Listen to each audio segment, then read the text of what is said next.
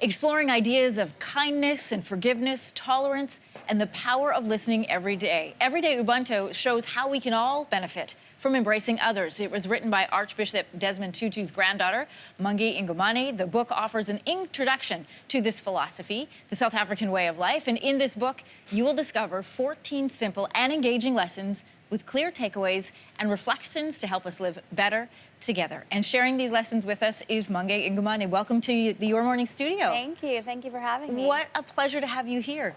I first learned about this philosophy during the funeral of Nelson Mandela. Right. And since then, I'd love to know your thoughts on, explain to everybody, first of all, what the meaning of Ubuntu is and how you were introduced to it. So I was introduced to it as I was growing up by my mother and my grandparents, and sort of how my grandfather fought for strangers the same way he would for family and friends. But it's the easiest way to say it's a way of life that recognizes that we're all of infinite worth and value. And if we sort of start from that assumption, then life may be easier and better for everyone. There are 14 lessons. That's parallel to the 14 chapters in South Africa's constitution. This is intentional on your part. Why was it important for you to connect the two in this way?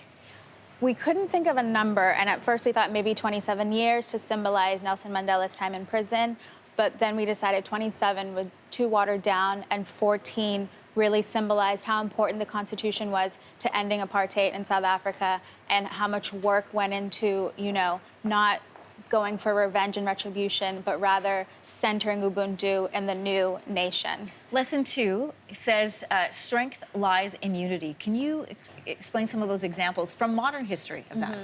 So strength lies in unity is about, the strength of the group is so much more than an individual. And so you think of the Me Too movement and the Bring Back Our Girls campaign, and considering that yesterday was MLK Day, even just the March on Washington, and how these movements had such an impact on where we are today. Mungi, there's so much in media and in world politics right now that can give a negative emotional reaction, frustration or anger. But this talks about finding humor in humanity. Can you elaborate on that? How do we find that? I mean, I think humor humanizes all of us. It brings us together. And, there are examples of my grandfather speaking at funerals and in tough situations where he just made a joke, and it sort of brings everyone in the room together. And humor is just a quick reprieve to where you can sort of, collect yourself and then return to what you need to do. Some might say this philosophy is counter to today's modern culture. Do you believe that?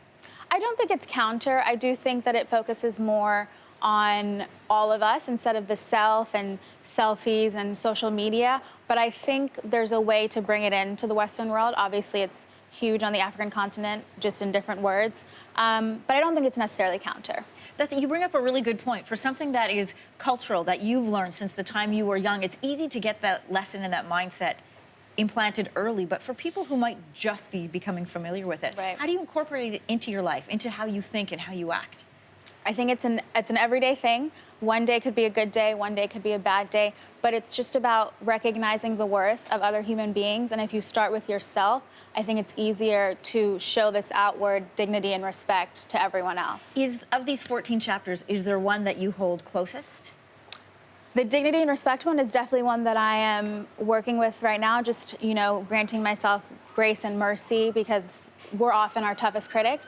And so thinking of the way that you would be to your friends and family when they mess up, extending that same grace and forgiveness to yourself. Just being other-centered. Mungi, it was a real pleasure to have you here today. Thank you so much. A reminder that the book is called Everyday Ubuntu. It is available right now. We'll be right back.